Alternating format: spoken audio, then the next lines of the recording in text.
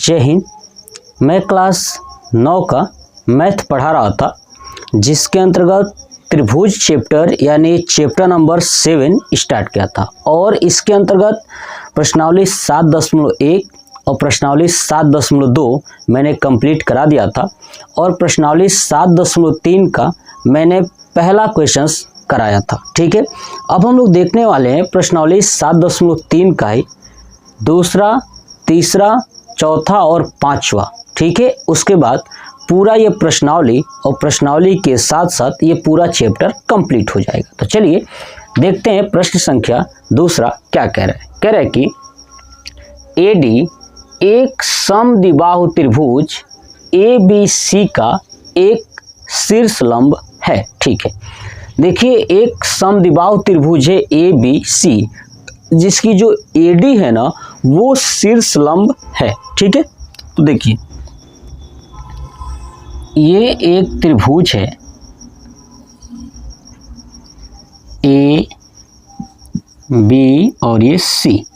ठीक है, अब इसमें जो AD है ना वो इस समद्विबाहु त्रिभुज का क्या है, शीर्ष लंब है। ठीक है, देखिए अब ये A है, इसका मतलब BC वाला जो भुजा है ना इसके ऊपर लंब आएगा, है ना, और ये है AD।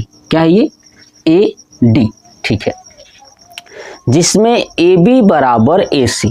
देखिए ये जो AB भुजा है वो AC के बराबर है। ठीक है, तो दर्शाइए कि AD रेखाखंड BC को समद्विभाजित करता है। ठीक है, बताना ये है कि जो ये AD भुजा है वो इस BC को समद्विभाजित करेगा, यानी बराबर बराबर भागों में बांटेगा या नहीं बांटेगा, ये बताना है।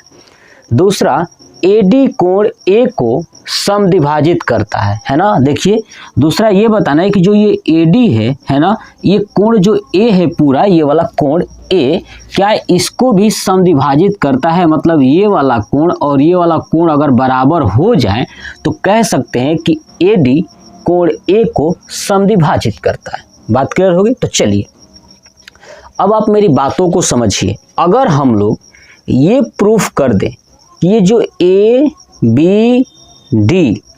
और ACD है ना, ABD और ACD अगर ये दोनों त्रिभुज प्रूफ हो जाए त्रिभुज की सर्वांगसम है तो कह सकते हैं ना कि ये वाला कोण इसके बराबर होगा। ठीक है, और ये वाली भुजा इसके बराबर होगी, कह सकते हैं। तो चलिए क्या लिखूंगा, सबसे पहले दिया है ना, क्या दिया है वो सबसे पहले लिखना जरूरी होता है। दिया है कि ABC समद्विबाहु त्रिभुज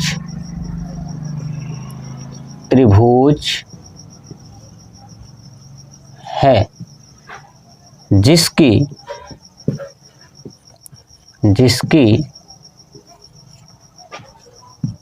AD है ना, जिसकी AD भुजा है ना शीर्ष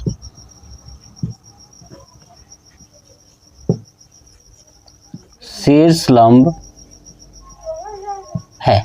ठीक है, चलिए अब ये दिया था इसी में कि AB बराबर AC, तो नीचे लिखूंगा AB बराबर AC। ठीक है, यहां तक दिया हुआ था। चलिए अब करते हैं सिद्ध करना है।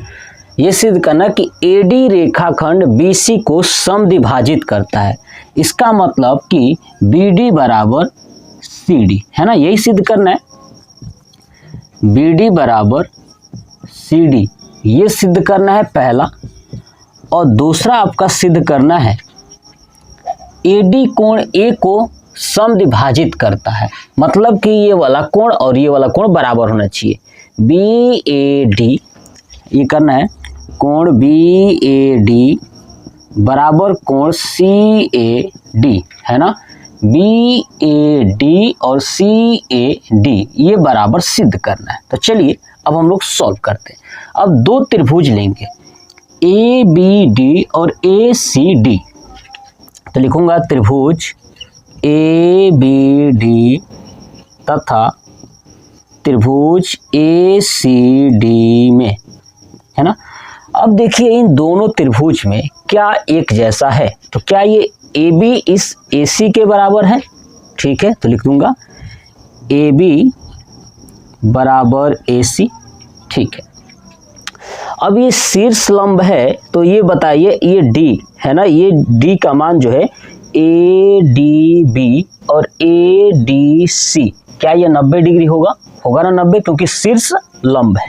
तो क्या लिखूंगा कि कोण ADB बराबर कोण ADC, आगे लिख दूंगा शीर्ष लंब से या समकोण से, आई बात समझ में, ये लिख दिया। अब देखिए और क्या मिलेगा, तो आप देखोगे जो ये AD भुजा है इस त्रिभुज के लिए ये उभयनिष्ठ है, एक ही है ना। तो क्या लिखूंगा नेक्स्ट AD बराबर AD उभयनिष्ठ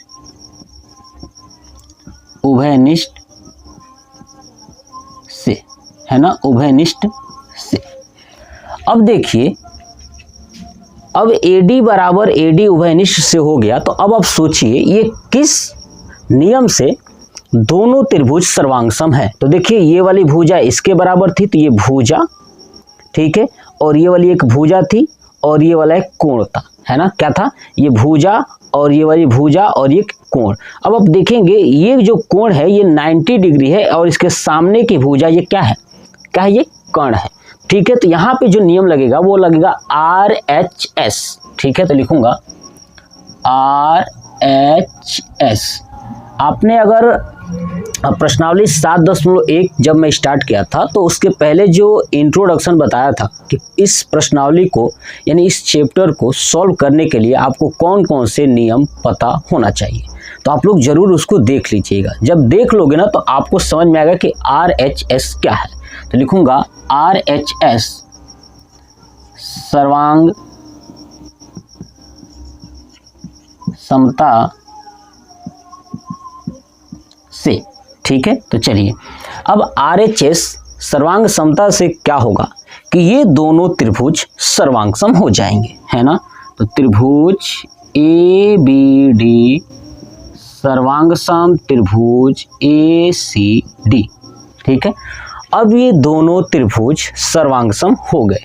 जब ये दोनों त्रिभुज सर्वांगसम हो जाएंगे तो इनके सभी कोण और इनकी भुजाएं आपस में बराबर होंगी। तो देखिएगा यहाँ पे हमें कहा था कि BD बराबर CD, यानी अब ये BD और CD क्या हो जाएंगे, बराबर हो जाएंगे। तो पहला क्या था हमारा, तो लिख दूंगा वही कि BD बराबर CD किससे, CPCT से, है ना। क्यों, क्योंकि ये दोनों त्रिभुज सर्वांगसम है। चलिए दूसरा हमसे कहा था कि कोण BAD बराबर कोण CAD। अब देखिए BAD यानी ये वाला कोण भी क्या होगा, बराबर CPCT से। तो आगे लिख दूंगा CPCT से, ठीक है।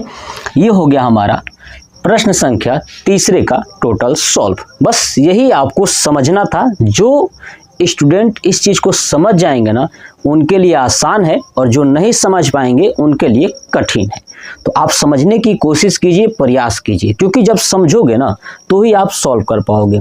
क्योंकि पहले क्या होता था ना कि जब ससुरा हम लोग पेपर देने बैठते थे उस समय दिमाग में एक ही चीज़ होता है, जैसे हम लोग जब किताब निकालते हैं ना तो ऐसा लगता है यार ये तो हाँ ये कर ही लेंगे, ये प्रश्न तो मैंने कल ही याद किया था, हटाओ यार, अच्छा ये तो हमें कर ही लेंगे, इसको हटाओ, दूसरा देखते हैं, तीसरा देखते हैं, चौथा देखते हैं। ऐसे करते करते पूरा चैप्टर खत्म हो जाता है, पूरा बुक खत्म हो जाता है। और जैसे एग्जाम में बैठते हैं ससुरा यादें नहीं आता है कि पढ़े का थे। और कभी कभी तो ऐसा होता है कि जो प्रश्न अगर दिख गया ना, अरे यार इसको तो हमने पढ़ा था लेकिन याद ही नहीं आता, लिखे का लिखे, है ना। ऐसा आप लोगों के साथ होगा, तो आप ध्यान रखिएगा, ऐसा नहीं होना चाहिए। आपको बिल्कुल जो आ रहा है तो भी पढ़ेंगे, नहीं आ रहा है तो भी पढ़ेंगे, ठीक है। तो इसका स्क्रीनशॉट ले लीजिए। चलिए अब देखते हैं प्रश्न संख्या तीसरा।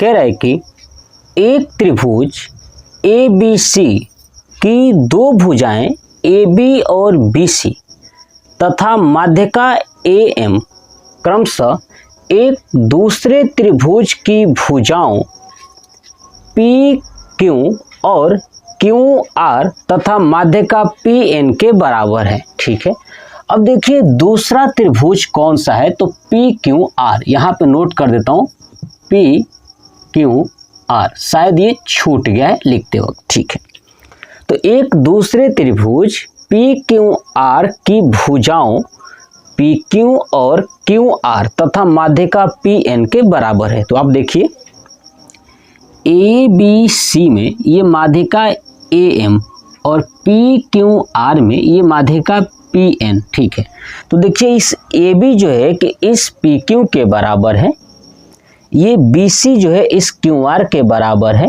और ये AM जो है AN के बराबर है। ठीक है, यानी PN के बराबर है। बात क्लियर हुआ। चलिए अब कहा है कि दर्शाइए कि त्रिभुज ABM और PQN ये सर्वांगसम है। तो चलिए सॉल्व करते हैं, ध्यान से देखिएगा। देखिए सबसे पहले लिखूंगा दिया है। ठीक है, त्रिभुज ABC है ना में और त्रिभुज PQR में है ना, इन दोनों में क्या क्या दिया हुआ है ये देखिए। AB जो है किसके बराबर है, आपका PQ के बराबर है, ये दिया हुआ था। दूसरा कह रहा था कि जो BC है वो QR के बराबर है। तीसरा आपका AM जो है कि PN के बराबर है। ये सब कुछ दिया हुआ है। ठीक है, अब देखिए अगर आप देखोगे कि ये जो BC है ना, वो QR के बराबर है। ठीक है ना, अगर ये दोनों बराबर हैं और ये AM और PN ये दोनों माध्यिका है, तो जब भी माध्यिका आती है ना, तो याद रखिएगा जिस भुजा पे आती है उस भुजा को आधा कर देती है, यानी बराबर बराबर हिस्सों में बांट देती है। मतलब कि BM और ये CM बराबर होंगे, ऐसे ही QN और RN बराबर होंगे, क्योंकि ये AM और PN क्या है, माध्यिका है। तो ध्यान से देखिए, तो जब यहाँ पे BC बराबर QR देखोगे, ये BC QR के बराबर है, तो आप नोटिस कीजिए कि यहाँ पे BM यानी BC का आधा क्या होगा, BM है ना।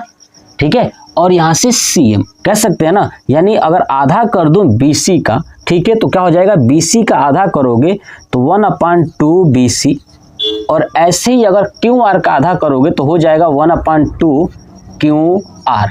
जब ये आधा आधा हो जाएगा तो बताइए BM है ना और ये QN बराबर हो जाएंगे, ऐसे ही CM और RN भी बराबर हो जाएंगे, या कह सकता हूं कि BM बराबर CM है ना, सब बराबर हो जाएंगे आधा आधा से। ठीक है, इसका मतलब ये हुआ कि BC को आधा किए तो क्या हो सकता है, BC के जगह पे BM भी लिख सकता हूं और CM भी लिख सकता हूं। ठीक है, तो यहाँ पे लेता हूं BM, ठीक है, बराबर उधर से क्या हो जाएगा QN, या क्या लिख सकता हूं CM बराबर RN, हो सकता है ना ये इससे आधा से। ठीक है, तो ये चीज दिया हुआ था, बस आपको थोड़ा सा कॉन्सेप्ट अपना लगाना था। चलिए अब हमको लिखना है, सिद्ध करना है, लिखूंगा सिद्ध करना है। अब सिद्ध करना है पहला आपका, ठीक है, पहला त्रिभुज ABM सर्वांगसम त्रिभुज PQN। ठीक है, तो लिखूंगा त्रिभुज ABM तथा त्रिभुज PQN में। ठीक है, अब देखिए ABM और PQN, ठीक है, इन दोनों त्रिभुज अगर सर्वांगसम हो जाएंगे, ठीक है, अगर ये सर्वांगसम हो जाएंगे तो हमारा पहला आंसर आ जाएगा। तो चलिए देखिए क्या क्या मिल रहा है। ये AB PQ के बराबर है ना, तो लिखूंगा यहाँ पे AB बराबर PQ, ये तो दिया है, लिख दूंगा दिया है। ठीक है, दूसरा आपका क्या दिया है, ये AM PN के बराबर है ना, AM PN के बराबर, ये भी दिया है, मैंने लिखा है, दिया है। दूसरा, अब देखिए इसमें ये BM इस QN के बराबर होगा, तो BM बराबर QN, है ना। मैं इस वाले को और इस वाले त्रिभुज को ले रहा हूँ ना, ABM और PQN में, है ना। तो देखिए यहाँ पे हमने निकाला था, यहाँ पे देख लीजिए BM QN के बराबर, तो ये भी क्या है, दिया है, ठीक, ये हमने कर दिया। अब देखिए यहाँ पे क्या बराबर हो रहा है, ये SSS है ना, इसमें भी SSS मिलेगा, यानी SSS सर्वांग समता नियम से। अब इस नियम से ये त्रिभुज क्या हो जाएंगे, दोनों सर्वांग सम हो जाएंगे। तो लगा दूंगा, त्रिभुज ABM सर्वांग सम त्रिभुज PQN हो गया प्रूफ। पहला यही हमसे कहा था। चलिए दूसरा आप सॉल्व करते हैं। दूसरा देखिए, अब देखिए पहले ये चीज कि अगर ये ABM और PQN ये दोनों त्रिभुज अगर सर्वांग सम है, इसका मतलब सभी भुजाएं और सभी कोण बराबर होंगे। मतलब कि ये B के बराबर क्या हो जाएगा, कोण Q हो जाएगा, और ये M वाला इधर वाला N के बराबर होगा, और ये वाला इसके बराबर होगा। यानी कह सकता हूं कि दूसरा सिद्ध करना है। चलिए, कोण ABC सर्वांग सम त्रिभुज PQR, ठीक है। तो देखिए ABC है, ठीक है, ये पूरा तो लिखूंगा क्या, त्रिभुज ABC तथा त्रिभुज PQR में, ठीक है। अब इस दोनों त्रिभुज में देखिए क्या क्या आपको मिल रहा है। तो सबसे पहले ये AB PQ के बराबर है, तो ये लिख दूंगा AB बराबर PQ।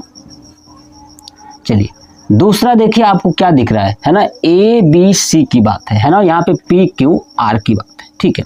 तो AB बराबर PQ। दूसरा हमसे कहा था ये BC, देखिए BC जो है कि QR के बराबर है, BC QR के बराबर है, ये सब दिया हुआ है ना। ऊपर भी मैंने लिख चुका था, दिया है, और ये भी दिया है। अब देखिए हमसे ये तो नहीं कहा था कि AC जो है कि PR के बराबर है कि नहीं है, लेकिन हमको इतना जरूर पता है कि ABM और PQR अगर ये सर्वांग सम है तो ये B और Q क्या है, बराबर है। तो लिखूंगा कोण B बराबर कोण Q, ये बराबर हो गया किसके कारण, तो CPCT से, है ना। ऊपर हमने ये किया हुआ है यहाँ से, है ना। तो आप चाहे तो यहाँ भी लिख सकते हैं, कोण B बराबर कोण C, आगे होता है CPCT से। यहाँ भी जोड़ देता हूँ ताकि गलत हो ही ना। अब देखिए क्या है, भुजा कोण भुजा, यानी SAS, तो क्या लिखूंगा, SAS सर्वांग समता नियम से। अब इस नियम से ये भी त्रिभुज क्या हो जाएंगे, दोनों तो सर्वांग सम हो जाएंगे। त्रिभुज ABC सर्वांग सम त्रिभुज PQR। अब ये हो गया प्रूव्ड। क्या हो गया, प्रूव्ड। हमसे जो दोनों पूछा हुआ था कि दोनों को सर्वांग सम करके दिखाइए, तो हमने दिखाया और दोनों सर्वांग सम है। अब आप इसका स्क्रीनशॉट ले लीजिए। चलिए अब देखते हैं प्रश्न संख्या 4। BE और CF एक त्रिभुज ABC के दो बराबर शीर्ष लंब है, ठीक है। देखिए एक त्रिभुज है हमारे पास, ये त्रिभुज है ABC, है ना, A B और ये C, ठीक है।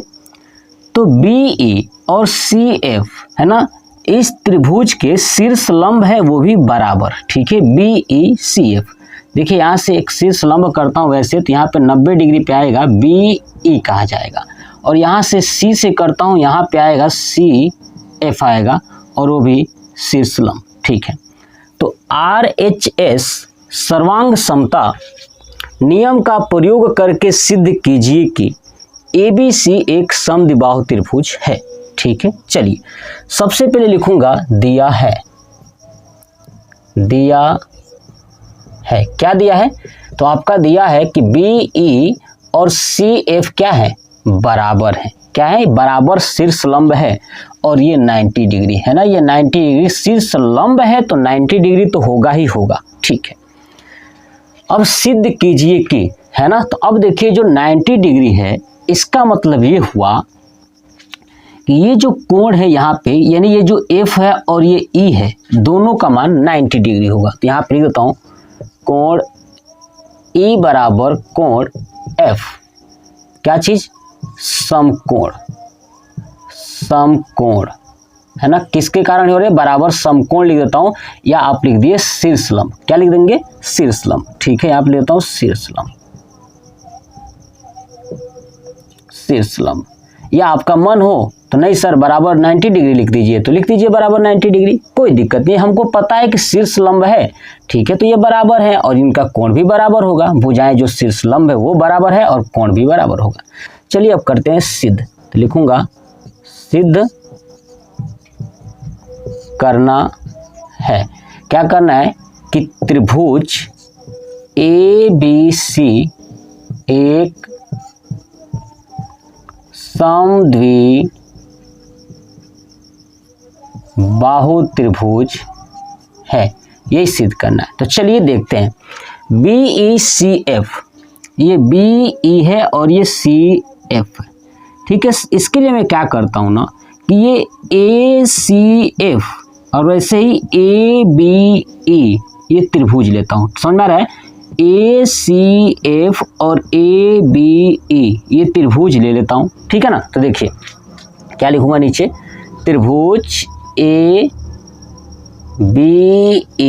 तथा त्रिभुज ACF में मैं इन दोनों त्रिभुज को अगर सर्वांगसम कर दूं, ठीक है, तो कोण भी इनके क्या हो जाएंगे? बराबर हो जाएंगे ना। तो बस यही हमें दिमाग लगाना है कि कोण को क्या करना है? बराबर करना है। तो ध्यान से देखिए, अब आप नोटिस कीजिएगा कि हमने लिया है ABE और ACE।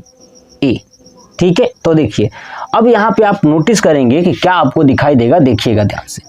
अब हम देखते हैं कि ABE और ACE में ये दोनों में ये कोण जो है ना A उभयनिष्ठ आ रहा है कि नहीं? तो यानी कोण A बराबर, ठीक है, कोण A। लेकिन हम एक काम करते हैं, ऐसा करते हैं कि इस प्रश्न को इसके थ्रू न करके यहाँ पे एक चीज दिया था कि RHS सर्वांग समता का प्रयोग करिए, तो हम अब इसको नहीं लेंगे क्योंकि ये एक अलग ही कोण आ जाएगा। जबकि RHS ये कहता है कि एक कोण 90 होना चाहिए, बाकी कोई कोण होना ही नहीं चाहिए। लेकिन अगर मैं लेता हूं ना तो ये A भी आ जाएगा और ये कोण भी आ जाएगा। तो ऐसा करता हूं कि इसको लूंगा ही नहीं। ठीक है, तो अब क्या करेंगे, इसका उल्टा लीजिए। अब देखिए मैंने लिया था पहले ABE, तो अब वो मत लीजिए, ऐसे लीजिए यहाँ से CBE, ठीक है, और ऐसे ही BCF, है ना, नीचे वाला ले लेता हूँ, अलग अलग कोण भी हो जाएगा। ठीक है, तो देखिए क्या लिखूंगा कि त्रिभुज BCE तथा त्रिभुज BCE नहीं BCF है ना, क्या है ये? F है। ठीक है, तथा CBE तथा त्रिभुज CBE में अब देखिए इसमें क्या मैच कर रहा है। तो आप देखोगे यहाँ से BE और CF है ना, BE और CF है ना। तो चलिए, तो CF बराबर BE, ये क्या था? दिया था, तो दिया है। ठीक है, दूसरा चीज आप देखिए, इसमें जो ये BC है ना, इन दोनों त्रिभुज के लिए क्या है? उभयनिष्ठ है। देखिए ना, CBE में और BCF में ये BC उभयनिष्ठ है। तो लिखूंगा BC बराबर BC, ठीक है, उभयनिष्ठ से, ठीक है। दूसरा, अब ये कोण दिया था हमको, तो चलिए यहाँ पे कोण कर देता हूँ। अब देखिए कोण F बराबर, ठीक है, कोण E और आगे लिख दूंगा समकोण से। अब देखिए एक समकोण हो गया, बाकी दो भुजा हो गई। इसका मतलब ये हुआ कि RHS इसी का प्रयोग करना था ना, तो लिखूंगा RHS से, ठीक है। RHS नियम से लिख देता हूं यहाँ पे शब्द, नियम से, नियम से। अब इस नियम से क्या हो गया, ये दोनों त्रिभुज सर्वांग सम हो गए, यानी BCF सर्वांग सम त्रिभुज CBE। अभी जब सर्वांग सम हो गए तो अब बताइए ये क्या ये वाला कोण है ना, ये देखिए BCF में ये वाला कोण B और CBE में ये कोण C, क्या ये दोनों बराबर होंगे ना? तो क्या लिखूंगा, कोण B बराबर कोण C और आगे लिखूंगा CPCT से। अब देखिए जब दो कोण ये बराबर हैं तो बताइए इनके सामने की भुजा ये AB और B के सामने की भुजा AC, क्या ये भी दोनों बराबर होंगे या नहीं होंगे? जब दो कोण बराबर होते हैं त्रिभुज की तो उनकी सम्मुख भुजाएं भी क्या होती हैं, बराबर होती हैं। तो B और C अगर बराबर हैं तो इनकी सम्मुख भुजा भी क्या होंगी, बराबर। यानी B के सामने है आपका AC, तो AC और C के सामने है आपका AB, तो ये हो जाएगा AB। तो AC बराबर AB क्या चीज, तो लिखूंगा सम्मुख कोण के, ठीक है, सम्मुख कोण नहीं, ठीक है, ऐसे लिखता हूं कि कोण की सम्मुख भुजा है ना। आगे लिख देता हूं बराबर कोण, है ना, कौन सा कोण, तो बराबर कोण, यहां पे जोड़ लेता हूं, बराबर कोण की सम्मुख भुजा बराबर होती है, ठीक है। तो बराबर कोण की सम्मुख भुजा क्या होती है, बराबर होती है, यही हमें करना था, बस यही तो हमें प्रूफ करना था कि प्रूफ कर दीजिए कि त्रिभुज ABC क्या है, समद्विबाहु त्रिभुज है। तो अब इसमें देखेंगे कि ये AB और AC बराबर हो गया, तो नीचे क्या लिखूंगा, अतः त्रिभुज ABC एक समद्विबाहु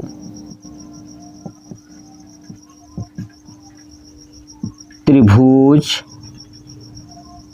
है। क्या ये समद्विबाहु त्रिभुज है, हो गया। यानी चौथा प्रश्न भी कंप्लीट हो गया, आप इसका स्क्रीनशॉट ले लीजिए। चलिए अब हम लोग देखते हैं पांचवा प्रश्न।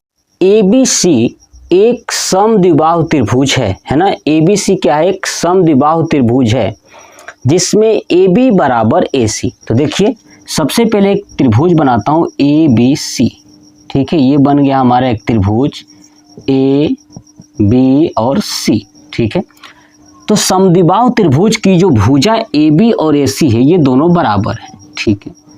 और AP BC पर लंब है। देखिए ये जो A है ना, यहाँ से खींचूंगा ये नीचे आएगा P और ये BC पर क्या है, लंब है। लंब का मतलब यहाँ पे 90 डिग्री बना रही है, इसको बोलते हैं लंब यानी परपेंडिकुलर। खींचकर दर्शाइए कि कोण B बराबर कोण C, यानी ये वाला कोण और ये वाला कोण बराबर है, ये हमें बताना है। इसके पिछले वाले प्रश्न में भी मैं ये प्रूफ करके दिखाया था कि B और C बराबर है। जिन्होंने देखा होगा उनको समझ में जल्दी आएगा। तो देखिएगा ध्यान से, सबसे पहले लिखूंगा दिया है, तो दिया है, क्या दिया है, AB बराबर AC दिया है, ठीक है। और AP लंब है आपका BC पर। अब जब ये लंब है तो बताइए ये P है ना, ये P का मान जो है क्या होगा, 90 डिग्री होगा ना, ठीक है। और इधर भी क्या होगा, 90 डिग्री होगा, दोनों तरफ 90-90 होगा। ये बात समझ में आ गया। तो क्या कह सकता हूं कि यहाँ पे कोण P है ना, कोण P बराबर 90 डिग्री। ये बात समझ में आ रहा है, ये 90 डिग्री होगा, है ना। चलिए कैसे, तो लंब लिख दूंगा, लंब से, ठीक है। चलिए अब देखो लिखूंगा सिद्ध करना है, सिद्ध करना है। क्या करना है जी, कोण B बराबर कोण C, तो लिखूंगा कोण B बराबर कोण C। अब देखिए B और C ये अलग त्रिभुज ले लीजिए, ये वाला अलग ले लीजिए, ये अलग ले लीजिए, और दोनों अगर सर्वांग सम हो जाएंगे तो बी और सी भी बराबर हो जाएगा। तो लिखूंगा ए बी पी, त्रिभुज ए बी पी तथा त्रिभुज ए सी पी में, ठीक है। अब देखिए ए बी पी में और ए सी पी में क्या मिल रहा है, तो ए बी ए सी के बराबर, ए बी बराबर ए सी, और दूसरा आपको क्या दिखाई दे रहा है, ये ए पी जो है ना, दोनों में उभयनिष्ठ है। तो ए पी बराबर ए पी, ऊपर वाला तो दिया है और नीचे वाला उभयनिष्ठ से, उभयनिष्ठ से, ठीक है। अब नेक्स्ट ये कोण P है ना, ए पी बी और ए पी सी 90 डिग्री होगा, तो कोण ए पी बी बराबर कोण ए पी सी क्या चीज से, यहाँ आगे लिख देता हूँ, सम कोण से, या ये लिख दूंगा ए पी लंब बी सी, है ना। इससे कह लीजिए चाहे इससे कह लीजिए, ये होगा बराबर। अब देखिए यहाँ पे कौन सा नियम, तो ये आपको एक साइड, ये वाला एक साइड और एक 90 डिग्री है, इसलिए लगेगा आर एच एस सर्वांग समता नियम से। इस नियम से ये दोनों त्रिभुज क्या हो जाएंगे, सर्वांगसम, यानी त्रिभुज ए बी पी बराबर त्रिभुज ए सी पी, और ये सर्वांगसम हो जाएगा, तो सर्वांगसम का चिन्ह लगा देता हूँ, ठीक है। और जब ये सर्वांगसम हो गए तो बताइए कोण बी और कोण सी भी क्या हो जाएंगे, सर्वांगसम हो जाएंगे, बराबर हो जाएंगे सी पी सी टी से। ये हो गया हमारा प्रूव्ड, ठीक है। तो ये 5वां प्रश्न भी कंप्लीट हो गया, स्क्रीनशॉट ले लीजिए। यानी मैंने जो है कि ये पूरा चैप्टर कंप्लीट करा दिया, ठीक है। अब आप मुझे कमेंट बॉक्स में कमेंट करके बताइएगा कि आपको ये वीडियो कैसा लगा। जय हिंद।